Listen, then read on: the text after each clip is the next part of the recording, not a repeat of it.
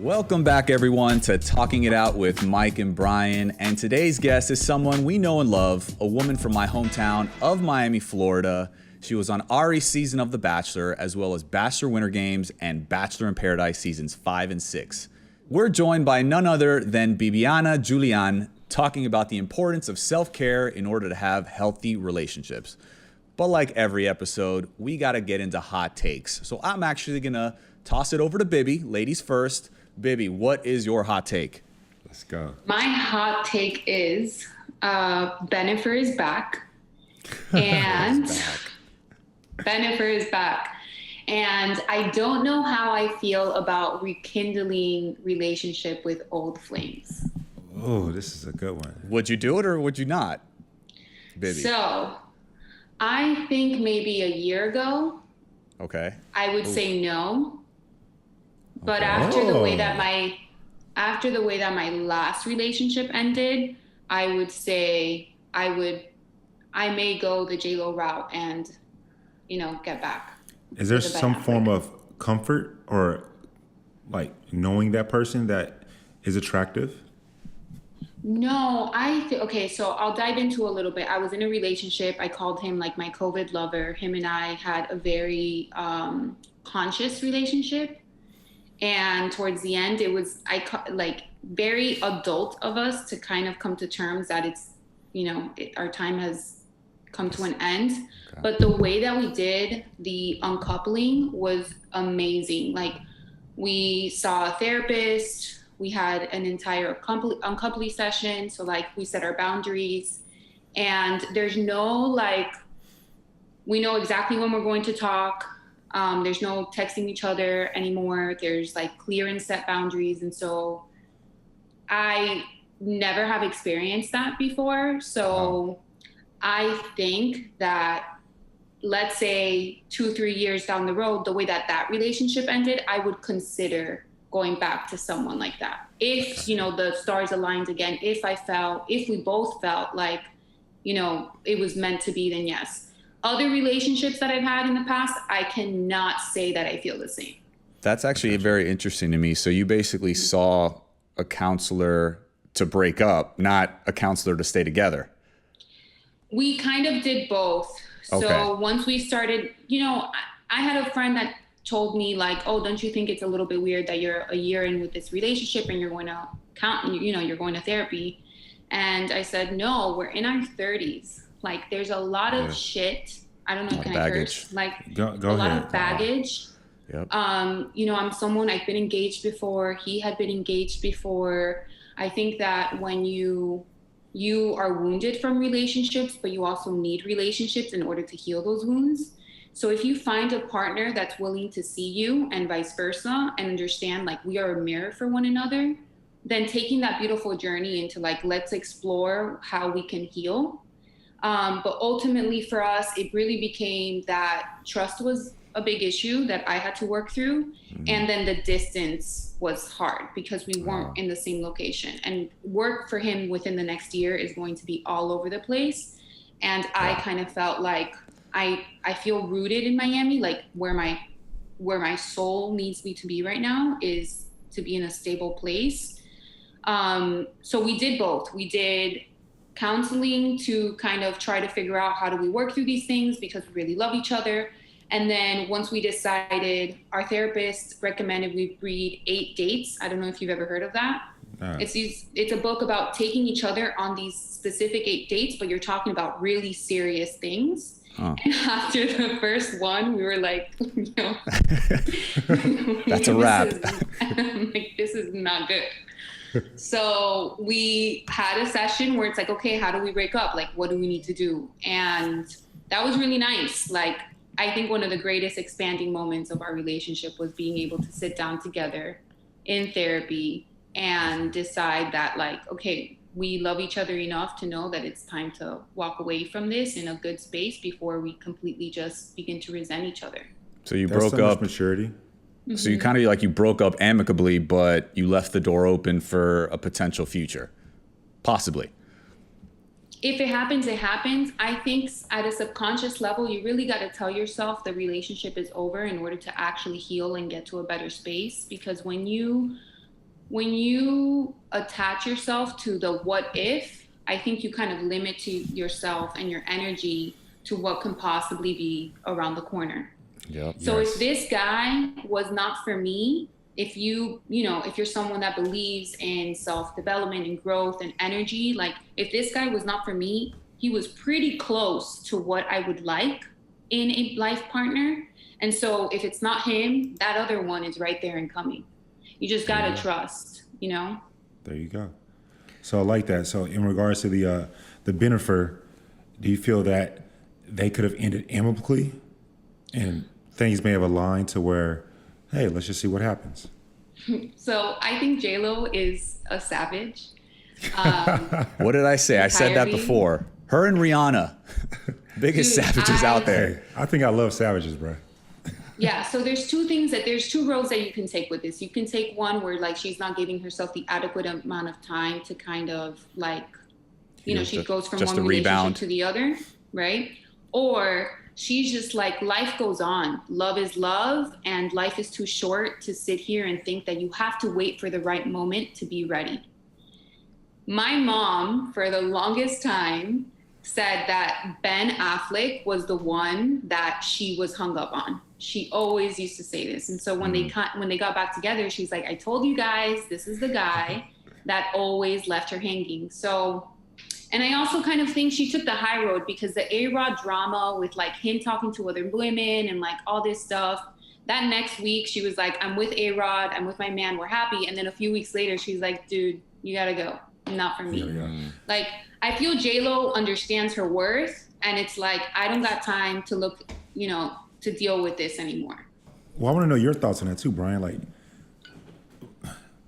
I don't even know if I want to know because you married to my big sister. But if that were not the case, could you date a previous relationship? I think it all depends. I think it depends on the context. Like Bibi just talked about her last relationship and how, it ended well. Like I have relationships that, maybe didn't end on the best of terms. And, that's, I didn't see them as maybe my life partner in the long run. So I'm not even thinking about that. Like even if they came back in my life, I'd be like a little weirded out. Right. But, maybe somebody that I really held dear to my heart and, I was really into and, things ended, like we said, amicably, like maybe there's a chance, but I'm all about moving forward and, people change, people grow. And, that was it was a different time in my life. So it's like, maybe we just wouldn't be compatible in today's day and age. You know what I mean? Definitely so. I think that for me personally, exes are there for a reason, right? And they're an ex for a reason. Yeah, they're an ex for a reason. I do think that, we should all be growing and changing and evolving and becoming better human beings. But like, I love what Bibi said in regards to if it ended amicably and there was like, a very mature exit, I do got to give you that because I've never had something so mature like that. So I don't know all my situation. I like savage women, so they be coming at me crazy. But hopefully, I never have to go through that, right? The goal is to just find your person and just be with that person until, God brings you home. But Bryan, what was yours? Well, staying on the J-Lo theme, I don't know if you guys saw, but Diddy basically, one of her other exes, Diddy posted a throwback Thursday pic of him and her back in the day and just put throwback Thursday. And as we just spoke to Bibi about, she's apparently with Ben at the moment. So just to brief you guys real quick on the history of Diddy and J-Lo, they actually dated back from 1999 to 2001. And there was a huge incident. There was like a party in Manhattan where there was a fight and they had to get out of there and the cops found a loaded gun in their car and they were actually both arrested. J-Lo was cleared immediately, but then Diddy was detained. But he was eventually found innocent of all the charges, but obviously that put a little damper on their relationship. And J-Lo actually admitted in an interview later on that he had cheated. So, and Diddy's Diddy's always been about J-Lo. He's actually mentioned that she's one of the greatest loves of his life in interviews and whatnot. And I think they're still friendly to this day. He actually congratulated J-Lo on her engagement to A-Rod, right? So He playing a long game. yeah, but my take is, J-Lo, don't fall for this messy shit. Like, this just looks thirsty AF on Diddy's part. I mean, like we just said, dude is an ex for a reason. He cheated, unlike Ben. I don't know. I feel like Did Ben cheat? Because Ben has a history of cheating. I don't know if he cheated on J-Lo. That's Okay, fair. some I don't reconnaissance know, that we need to so. find out. But my take is, like, I want to know, what if somebody did that to you guys? Like, my take is absolutely not. Don't fall for the bait. But like, let's say Bibby, one of your exes from back in the day, posted something on shaking her Instagram head. about you both, or Mike, same thing goes for you. Some ex, kind of just wants to try to rekindle things, and that's the way they go about it. What would you do? It's clout. It's all for the clout. Totally Period. agree with you. Period. I mean, J-Lo is in the hot seat right now, right? Everybody wants to know where she's at. Everybody's trying to get a picture with her and Ben in Miami. Like, she's it. She's always been it, but now more than ever, she has a lot of eyes on her because she's like, yo, A-Rod, you're out.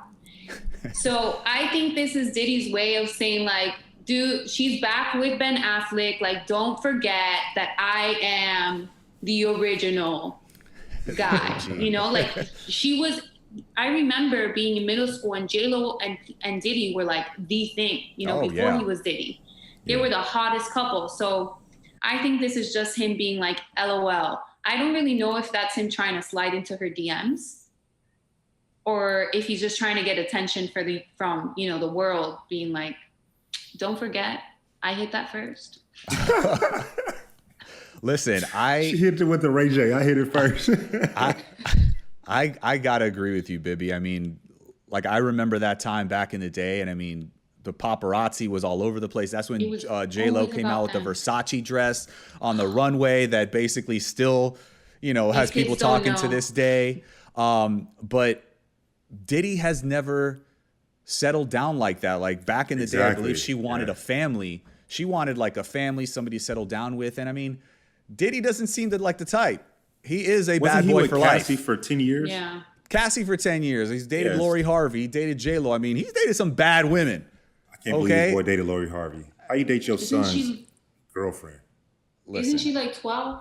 Yeah, he's dated him young. He's dated him older. Yeah, he's been all over, but he's never really settled down with anybody. And, that's what she wanted back in the day. And it's like, I agree with you, Diddy. He's in it for the clout. I think Bibby, all he's Diddy. doing... Diddy and Bibby. All he's doing is trying to get, I feel like, back in her pants. And listen, I think women and men sometimes do this. It's kind of like to stroke your ego. Like, do I still got it? Right? Like, Why are we can I not giving reach... that same energy, though, to Ben Affleck? What's that? Why are we not giving that same energy to Ben Affleck, though? But that's what I'm saying. I think it's all about context. Like, Diddy cheated. It was maybe a little bit more toxic, possibly. Ben Affleck, I don't know. Maybe she felt differently. They were actually engaged. Right? That's true. They were actually like, they took it the next step. So he actually committed, but I don't know what the situation was. I don't really know why they broke up, but it's clearly different because she's back with him now. I don't think I'm taking my ex back. You wouldn't? I don't think so. Like, nah. I ain't gonna front. If my ex, like, if she was on Diddy's level. Any ex. Nah, straight up, no.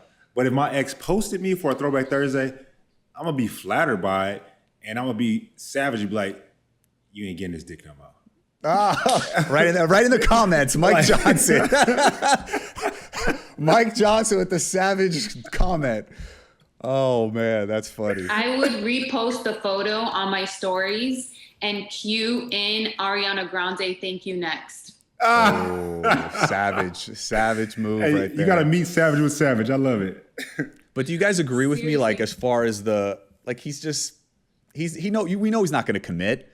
Like, he's kind of just doing like, let me just see what I can get away with if I can get back with her. Because I think a lot of people do that, even if it's just dating. Like, I'll admit it. Has there ever been a person in your life that you never really saw them long term, but you kind of kept them around hanging a little bit, just to see if you still had it? I think we've all done it. Women and men do it. No. I don't know. No, don't know I if have not. I have not. I'm too Thank much you, of a Bibi. lover. Say it again. I am. My mom always said that I had this idea. Even I remember having my first boyfriend and my older sister giving me shit about, sorry, I keep saying the S word. You can say Giving shit. me, yeah. She would give, there was this one time where she's like, you think you're gonna marry him. And I told her, and I was like, isn't that the point? What's the point of relationships if you can't fantasize about being with someone forever? And I was a young girl. Now I'm very different now. I used to think before that being in a relationship was everything in the world. Like once you had a relationship, all your problems were solved. I was very naive and I lived under a rock. I ate that Cinderella story for breakfast. There you go. And now that I'm in this space of like, very evolved spiritually and mentally, and I know what I'm looking for, I do feel like I still don't just date to like kill time. I agree. Yeah, Like I think once you get to that much, like you get to a certain level in your life where it's like everybody that I'm dating, I have to look at as a potential future mate. Correct? Yeah.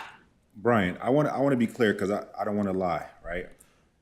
I have had people in my life that I've been straight up and been honest. Like, look, I don't see this as a relationship. I don't see it going anywhere.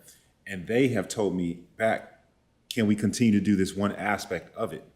Right? What aspect is that, Mike? Friends with benefits. We all know, we all grown folks, benefits. right? And so I personally have found that I've done that aspect right there, right? But I haven't done I'm dating you just to kill time, because to me that's disrespectful. No, yeah. I'm talking about like, has there ever been a time where it's like you've been lonely and you call up that friend with benefits? I think we and all it's done like that. you kind of like keep, and they're maybe hoping you change your mind, like, oh, he hasn't called me in 3 months and now he's calling me. Now all of a sudden it's like maybe there's something there, maybe he changed his mind. But in reality it's not really. My word is I'm just bond. lonely.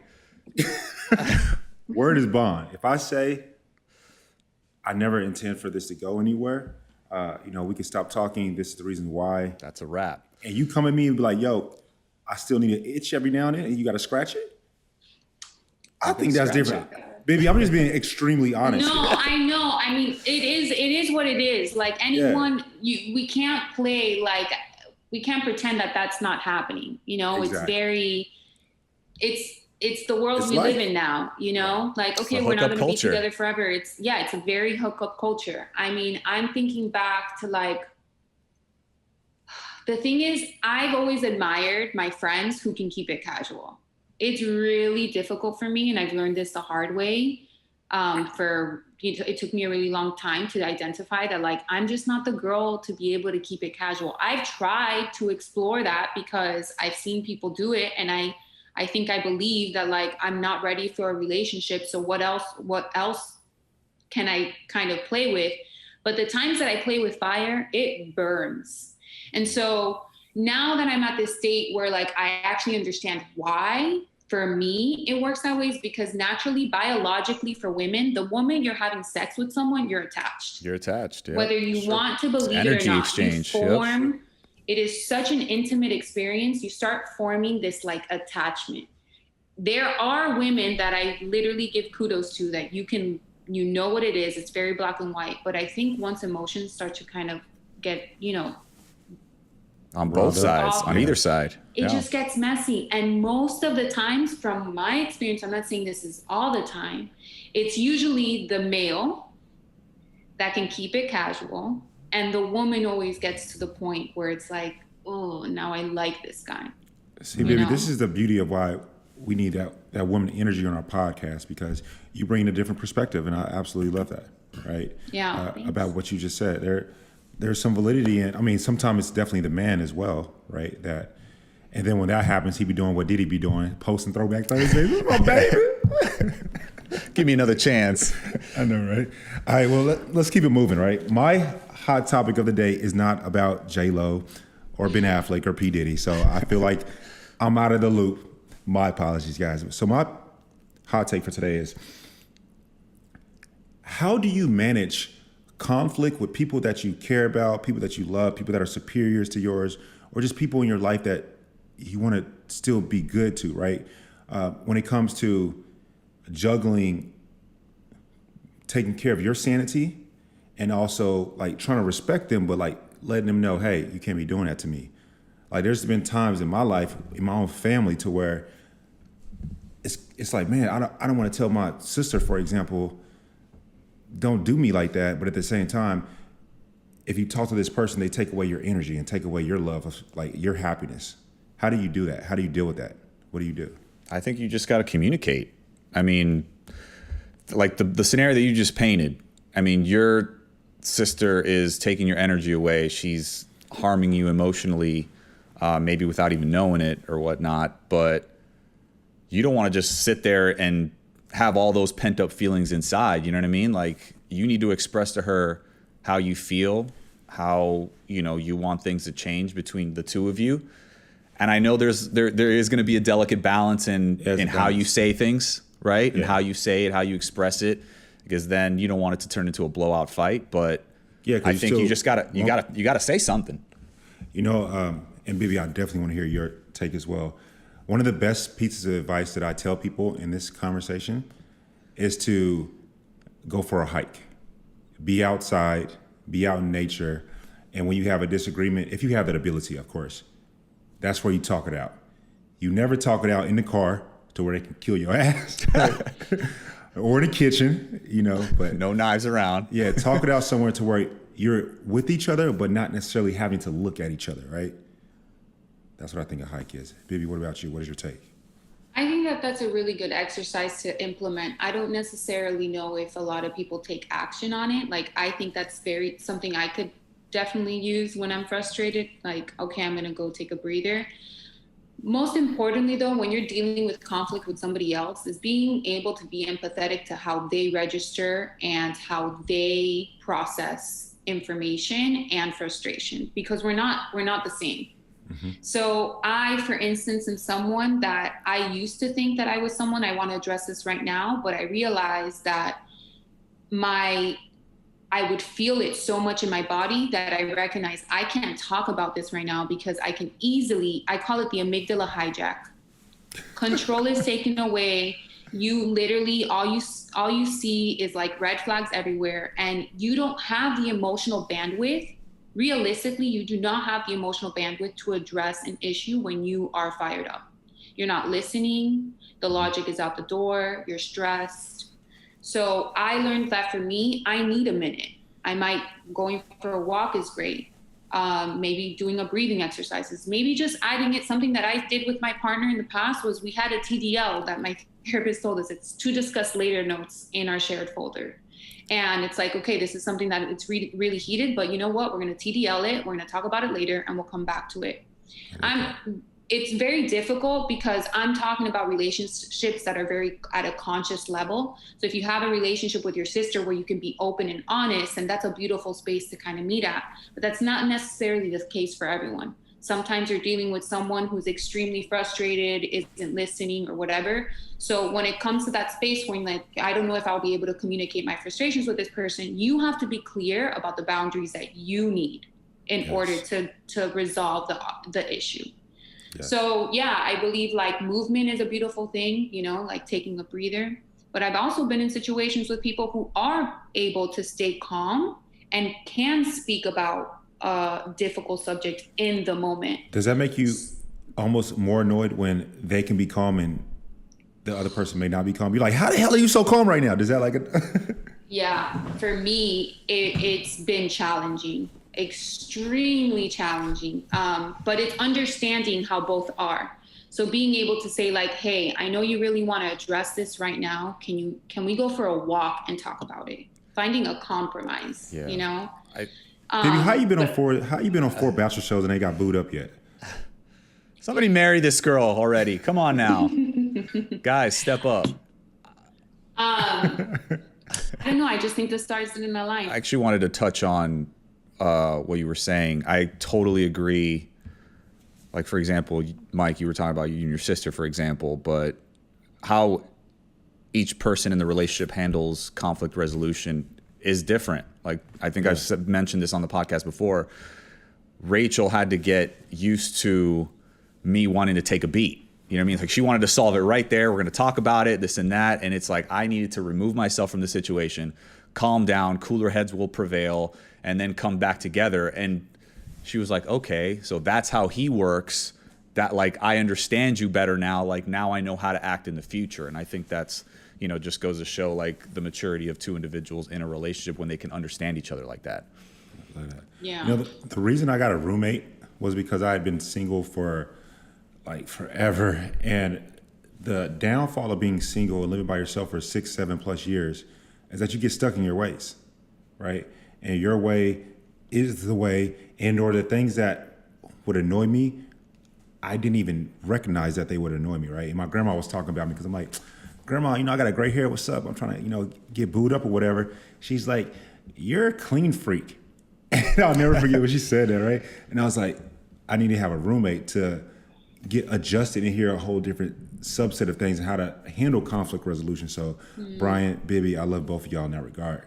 But Bibi, today, the conversation, the topic that, you know, you're the queen bee to speak on is the importance of self-care in order to have healthy relationships, right? I think that you're the perfect woman to speak to in regards to this. And we briefly saw each other like for 0.2 seconds on Bachelor in Paradise season 6, but you afterwards had spoke about the depression that you went through. Can you tell us a little bit about that, how that was for you? I think it was probably one of the most emotionally challenging seasons of my life. And in many ways, I am not the only one that comes from, you know, Bachelor world, and then you're pulled back into reality and things don't work out. And so it was really difficult for me to navigate failure, because what we deem as success when you go onto these shows is finding a relationship and making it all the way to the end. And I think after my last show with Paradise, the reason why I really went back was because, like, I totally saw all the ways that, like, I needed to improve through these other shows. Like, I totally saw where I was not the person that I genuinely wanted to be. And so Paradise was really my opportunity to give it another shot. But I also do really believe that when you're not supposed to be somewhere, the universe was just going to knock you out of it and rock your world until you rediscover exactly where you're going. And so my depression, I really do link it as like a rock bottom that allowed me to really navigate and understand, like, this is how I would like to live my life. This is where I have my peace. And I think that through the darkest of times, like through the hardest of times, even though it may feel like really, really, really difficult, because I don't think any mental health or anxiety or anything comes lightly and you can just like brush under. It's a very heavy thing to deal with. Through those hard times is how you rebuild your empire. And for me, it feels like my depression lasted even through my last relationship. You know, I can totally see the patterns, but I am in this space now where I'm welcoming the opportunity of my sadness or frustration as an avenue to grow. I started doing this program. It's called Pathwaves, and it's basically where they scan your brain. It's called neuro empowerment, neurofeedback. So I sit down in this chair. It's this EEG machine. It reads my brain waves, and then it reads back it gives me back the same brain waves, but at 10% calmer. So it's like this really expensive, long process, but they were able to tell me, like, this is why you feel so anxious, because at an unconscious level, all your decisions are being read as life or death, like fight or flight, a lot of your things. And so through this process, I've actually been able finally to get to this space of understanding that my emotions have nothing to do with me. I can actually sit here and observe that this is a bodily experience. So my frustration, it's a bodily experience. It's not me. It doesn't define me. My sadness is a bodily experience. It's an emotion that I need to work through. It's not me. It doesn't define me. The failures, these outside material things, these are just things in my surroundings that aren't me. And I think like when you're going through a really hard time, if you want to get better, that's the key to success. Just the simple desire of wanting to get better. So true. Are there things that you tried that didn't work? I mean, obviously the neuroemotional technique that you spoke about. I mean, obviously that's I don't think too many people go that route, but you did. But like, are there other things that you tried that just didn't work, or that's why you needed to take it to the next level? I'm such a perfectionist, and I'm such a like things need to happen now, that one thing I did lack through my journey was patience. And just like, you know, when you're with a skin routine or, you know, creating a new habit, all of these things, it just takes time. So it's something that I really try to implement now. Like, you know, Rome wasn't built overnight. So yes. Meditation really helped me a lot, being able to sit on my cushion. And then I think that when it comes to healing, everybody has different things they believe in, but there's a special component when you tie in spirituality. So whether it's God, whether it's universe, whether, you know, you want to be a Buddhist, whatever spiritual thing you want to hold on to, when it comes to healing, that actually catapults you into a better space, I think. You brought up meditation. Can you go back to that? And because I've tried it before, because I personally feel in my heart that it's something that I should be doing, but I've tried it, and baby, I ain't gonna lie to you, my mind is going 1,000,000 miles per hour. Like, what are the basic steps in order to become better at meditating? Give us like a Bibi routine. Okay, so very people out there simple. can follow. Anybody that's new to meditation, I always say set a timer for 1 minute. That's all you need. Meditation is just a practice of awareness. So it's being aware that you are thinking of 100 things per minute, but not letting your brain attach itself to that. So when I sit down and I close my eyes, I like to activate the vagus nerve. So it kind of like calms your system. Bryan, do you basically know? Calms you down. Like it's, yeah. It's connected like from the back of your head, I want to say, like to your stomach. So you activate it with your breathing. And you would essentially box breathing really helps. So you inhale for 4, you hold for 4, and then you exhale for 4. And then you inhale for 4, you hold for 4, and then you exhale for 4. So that's like a really good exercise to kind of bring yourself to the awareness, and you have to focus so much on inhaling for 4 and exhaling for 4 that alone is a meditation, because you're focusing on the one thing only. Oh my God, I've meditated with asthma, with having an asthma attack. When I'm in the hospital, they tell me to focus and calm myself down just by paying attention to what's going on around me. That's it. That's meditation. So people have this idea that like meditation is being able to sit on a cushion for 30 minutes. I don't sit on a cushion for 30 minutes. That's like for the elite, you know, that's like the Olympics of meditators. I think that when you start small and then you build gradually, and then you don't beat yourself up for it. There's often times where I've been so anxious that, you know, one of my yoga teachers actually advised me. She's like, meditation doesn't always have to be on a cushion. Meditation could be a walk where you don't bring your phone, or you D&D your phone, and you basically just observe everything around you. So the trees, the houses, if you're in a park, like just bringing in the nature around you. That's a form of meditation. It's just basically focusing on one thing. And then when you do have a thought that clouds your mind, just imagine it like a cloud, just moving on along. So if you're on a cushion and you start with activating your breath, the vagus nerve through your breath, and then you come back to a regular breathing, natural breathing, and then you just keep focusing on your breath, but then you start thinking like, oh, I have the podcast on Wednesday, and what's going to be my hot take for the week, or something like that. You observe the thought versus engaging with the thought. So like, oh, I thought about the hot take. Okay, thank you. And you keep going. It's an exercise. Meditation is just getting your brain used to being present. I think that being present is question, so Bibi. overrated. I'm sorry, it's so underrated.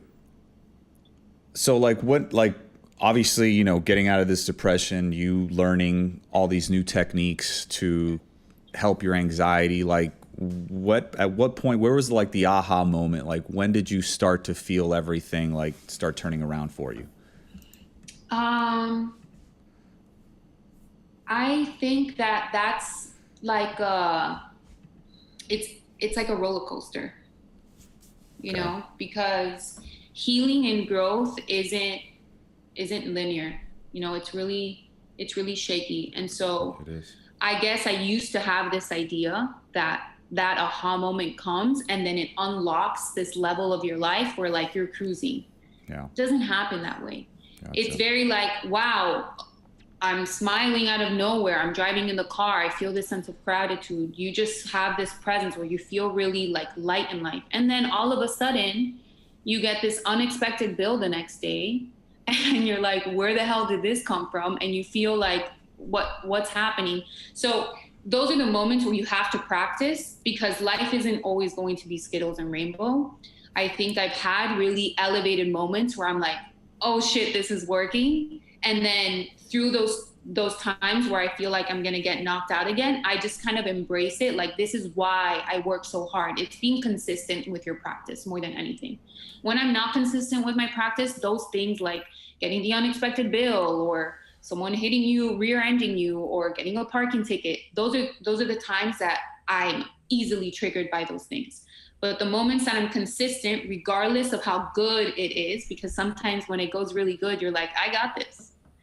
You want to be able to stick through it because life is life. And I don't know about you all, but nobody prepared me for life in 30s. Like, life really got so real for me so quickly. And all I keep thinking is like, I'm not ready for the next 10 years. Like, where was the manual for this? Facts. Yeah. It's crazy. I'm like, It's like I wish I could go back to grade school where life was easier. Yeah, me and my friends were talking about that Honestly. today. No one taught us in grade school life.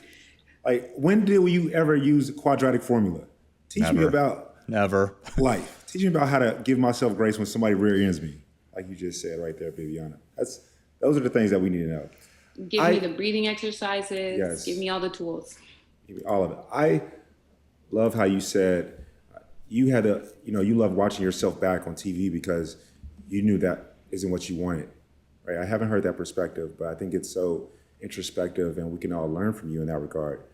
Can you talk about the importance of finding and tuning into yourself and taking action on that, and then also giving us advice for those that don't have the ability to watch everything back on TV?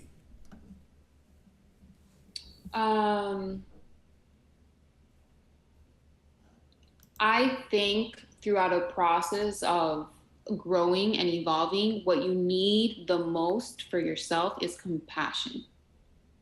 And I was listening to an Oprah podcast the other day, and it's just like snippets of all these different interviews that she had. And I probably will mess up the way that she said it, but she said forgiveness comes when you release the hope that you had for the past. And I felt that because so often we look at our upbringing, like if only my family had X, I would be here. If only my parents didn't have to, if only my parents didn't teach me, like would have taught me this. If only my parents didn't have to like leave their country to start a life here. Like if only, like all these different things that like we have this hope and of what the past was or should have been. And that's a lot of unforgiveness. And I really recognized that I lack so much compassion towards myself because I see these things from the past and it makes me cringe. Like it literally makes my stomach turn like, oh, like who was this person, or who let me wear this, or how did I date this guy? Like there's so much resistance to it. And when you want to grow and you want to get to a different space, you have to really forgive yourself for those decisions, but also be compassionate and then celebrate even the slightest growth. You have to teach yourself how to celebrate. So one of the things that I work with my therapist is like, You make your bed in the morning, you celebrate it. You send an email, you celebrate it. You do a workout, you celebrate it. We have to condition our brains to celebrate the smallest of wins, because I do believe that we do live in a time where everyone's doing these extravagant big things, and as if like that's the only way to happiness. Happiness is just a trained emotion. And so you don't need to have $1 million in your bank account. You don't need to launch a new skincare brand. You don't need to be on the next top show. You don't need these like big successful things that we are only seeing. And this is literally, it's Social what media. we're training our minds to see. You don't need that to be happy. And so anyone that's going through a time in their life where they're like, I really want to change, start super small. You know, you want to change for the better, for yourself, for the people around you. Don't change for anyone else. Change for your own inner peace, whatever that looks like for you. But start by celebrating the little things that you know make you feel good. And maybe some days it doesn't feel like you do a lot, but on those days, celebrate that you brushed your teeth. You know, celebrate that you took a shower. Celebrate that you slept in a bed. You know, like life is really, really hard. It's all about that. You know how many people during COVID didn't take a shower? That's real. There was a time I was so sad. Go ahead. No. I feel like I'm like pumped up, Mike. What about you? I mean, Bibi, you should be like a life coach, a motivational speaker. Like you're like dropping gems today. That's the path she's going down. But Bibi, before we cut you off, what were you about to say right there? There was a time where I felt like so anxious that I remember saying like, all you have to do today is take a shower and brush your teeth. That's all you have to do today. That's such good advice. And if that's all that you do today, that's a win. That's a win. Yeah. You know, it's been really difficult for me to be in a space where I think back to where I was like 20 years old and I had this idea exactly what my life was going to look like. Oh, I'm going to be a pro football cheerleader director. I'm going to work for the NFL. This is my job for life. And then when all of that changed, I was like, what do I do now? You know, what is the saying? God, you make plans and God laughs. Oh yeah. If you want to make God laugh, tell him your plans. There you go. Yeah. And a lot of what I've been working on is like, I woke up and I'm 33. Like I think back to this time where I'm like, how did I wake up here? That's the best year, man. This is a good year. I hear. And it can be very frustrating just, you know, living in a space where, you know, everybody around my time is either getting married or having kids or, you know, super successful in their business. And I'm in this space where like, oh shit, what am I doing with my life? But I think in those moments where you don't know, if you're just interested enough in figuring it out, eventually it's like that. God always provides. You know, whether God, the universe, whatever you believe in, it's just the intention of continuous trying. And that's one thing that I'm grateful for. I'm always willing to learn. It may feel really difficult, but like always being willing to learn. And so, maybe like through your, you know, through the growth that you experienced, through like, seems like you were enlightened with all this knowledge and power. How did that affect the relationships with your family and with your romantic relationships? So I grew a lot in my last relationship. I think he was a massive expander for me because he was such a patient human being. I had never been with anyone that was this patient, this kind.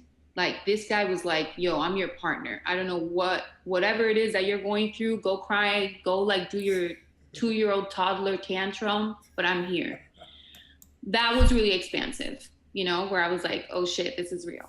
And then my family, it's really difficult because that's the most challenging part. Like you really put it to your test when you got to deal with family. And I'm not gonna BS you. I've had some hard times where like my sister and I fight and it's like, why are we fighting? Like we're 5 years old. Like this is insane. But I think that I've changed a lot with my family in the sense where like I see their pain. You know, before, when I grew up with two sisters, I'm the middle child. Like, when to tell you that I'm baptized in middle child syndrome, I'm the Rachel living middle says the same child. thing all the time. It is crazy. And to step into that victim mindset, it's like I was born to do it. It's so crazy. So now I've learned to kind of see their pain and see their own coping mechanisms to get through some of the shit that we've been through as a family. You know? Baby, It's powerful. baby, victim mindset is a trigger for me, right? We all have what a trigger is. For those of us that, because I think every single individual that has breathed God's green earth has had victim mindset of something. What is a quick checklist for us to get out of that and snap out of that quickly? Man, if you find it, you give it to me so quick. I'm gonna bottle it up right quick. I'm gonna bottle it up and like Sell that thing. cologne, and I'll be like that, spray it. I think this kind of goes, I would probably adapt something like what Bryan does, where he needs to, like, you know, cooler heads prevail. Victim mindset, I think, comes from like a little bit of a, if it's a trigger, it can turn into a temper, you know, like it could, you get so defensive. Not everybody, you know, but I think it's one of those things that you kind of have to try to understand that it's not, this trigger isn't me. It's just a bodily experience. And then digging deeper as to why this really affected me. And it's being able to meet the person that's making you feel this way or the situation with love. And that's not necessarily the easiest thing, because there's been really tragic situations where you don't want to meet people with love, you know, where they've actually harmed you. But it's choosing not to have that situation or this person or that emotion live in your head rent free. It really is. And it's very easier said than done. So I had something happen to me recently that, oh gosh, it was just it kind of made me feel like, how did I regress, you know? And I have a girlfriend, and she's like, no, we're not going to let this get to you. Like, process and keep going.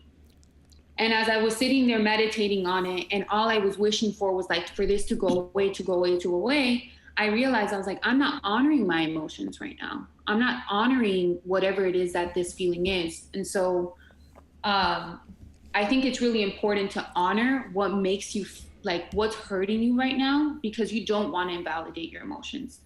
But it's also very important to get to a space where you want to process and not react. Yes. And when you're in that victim mindset, it's really easy for you to just go like, we're at war, you know? Understand that, like, it's just your brain right now trying to protect you and thinking that you're in like World War III or something, and it's not like that. And like I've seen you, you know, you're starting to teach yoga, and I mean, I'm sure you can help so many people with, you know, not only yoga, the actual practice of yoga, but everything that you're talking about. I mean, that's a hell of a combination right there. Yeah, I've been trying to figure out like what type of yoga teacher I want to be. And I think I'm just so fascinated about like the brain and how our emotions work that I probably would want to navigate in that space of like giving people a calming experience and how to really connect their mind to their body. But basically, like, I mean, thank you guys for allowing me to speak and rant. It's funny because I was so nervous about this podcast, but a lot of what I'm saying is just things that I need as well. And so sometimes these opportunities really present themselves. Like, I'm only preaching the things that I know, like, help me also. So this is also like a very like expansive experience for myself as well. You're being authentically you, and that's beautiful. So we appreciate you for just doing that. And what's like next for you, Bibby? Like where do you want to like take this? Like, what's your ideal situation moving forward? Bryan, I wish I had a super direct, precise answer for you. I think that's one of the things that I'm working to let go. Like, it's totally okay to not have this direct vision, you know? Most importantly now, I want to follow this emotion, like follow what feels good. And then, you know, the road would pave its way. It's not the answer that the perfectionist in me wants to be able to say, but it's one that I'm good with honoring, because the things that I am doing right now feel good. So I would love to expand my yoga practice. I would love to connect with people in that way. Maybe like lead a meditation. Who knows? Like, I have these ideas and visions and dreams that I'm just kind of waiting for the stars to align. But as far as like retreats and meditation, like practices, and maybe I start a blog and give people, accessible meditation for free. Like, I want to do everything that I'm learning. I want to just share with the world, because so many people, like, we don't have, now we live in a time where information is so readily available, but even if it is, not a lot of people get the opportunity to tap into this, because there's a lot of trauma out there. Yeah. If I think my life is hard, like, there's a lot of shit, and a lot of us could really use just a lot more empathy and love and compassion. Bibi, thank you so much for coming onto the show and enlightening us. I mean, I think it was just such a inspirational, motivational episode, and I encourage you to just keep doing what you're doing, because I think what you're doing can help so many people. Even as simple as some of the things you said, like, you need to take time for yourself, because at the end of the day, that's what we have. I literally feel lighter.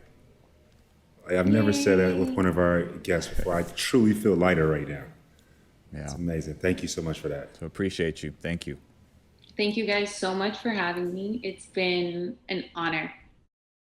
Mike, yo, Bibi, I love that conversation. She was dropping gems left and right. This episode was good for the soul. What do you think? It was 100% good for the soul. Bibi is like the complete opposite. When you meet people that they got on too much makeup, or you meet someone that tries too hard to be funny, or you meet someone that tries too hard to get attention, Bibi is just her, and she radiates so beautifully. Yeah. It's like she knows herself, right? Yes. Like she's so good at her skin. She's reached like a level of maturity that only people could aspire to. We call it Zen. Her level is Zen. There you go. She had me saying Happy Friday. You didn't even know what day it was after talking to her. I don't know. What does that say? She good at what she does. That's what I'll say. All right, guys. On that note, to all of our amazing listeners, thank you so much for tuning in to today's episode. Yes, we love to hear your opinions, your stories, and your insights. So please don't forget to like, comment, follow us on social at Talking It Out Being. That's Talking It Out, B as in Bachelor, N as in Nation, on IG, Facebook, and Twitter. And as always, don't forget to subscribe to our podcast on Spotify, Apple Podcasts, the Wondery app, or baby, wherever you're listening to right now. And don't forget, don't DM me no more. Hit that subscribe.